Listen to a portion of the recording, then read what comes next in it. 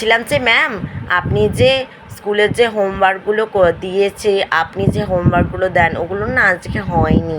কালকে তো ঘুরতে গেছিলো, তাই জন্য হয়নি। আর স্কুলে যে অঙ্কগুলো দিচ্ছে সেগুলো তো একদম পারছে না ম্যাম। আপনি কি করাচ্ছেন বলুন তো? দেখুন দেখুন দেখুন, আমি এখানে পড়াতে আসি, পড়ানোর আমার টাইম 1.5 ঘন্টা। সেটার জন্য আপনি আমাকে পে করেন।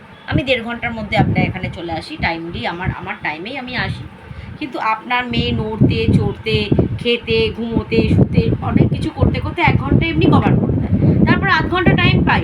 0.5 ঘন্টায় আপনার মেয়েকে আমি কী কী করাবো? আমার তো একটা নিজের টাইমের দাম আছে। আপনারা যখন নিজেদের টাইম নিজেরা রাখতে পারছেন না, তখন আমি কি করতে পারি? আমি স্কুলের টাস্ক করাবো, আপনার বাড়ির টাস্ক করাবো, সব কিছু তো আমার পক্ষে করা সম্ভব নয়। যদি আপনি চান যে আপনার বাচ্চা টাইমলি পড়ে, তাহলে আপনি টাইমটা মেনটেন করুন। আমি আসার সঙ্গে সঙ্গে আপনার বাচ্চাকে যাতে পড়ানোর জন্য রেডি করুন। আপনি 1 ঘন্টা ধরে আপনার বাচ্চার পেছনে, আপনার বাচ্চা ঘুম থেকে উঠাচ্ছেন, আপনার বাচ্চাকে খাওয়াচ্ছেন, এসব করলে তো আমার দেখার কাজ নয়। আমি যথেষ্ট প্রফেশনাল, আমি এর বাইরে 1.5 ঘন্টার বাইরে কোনো টাইম দিতে পারবো না। এবার বাকিটা আপনার হাতে, আপনি সেই বুঝে নিজের বাচ্চাকে রেডি করুন। আমি কি করতে পারি?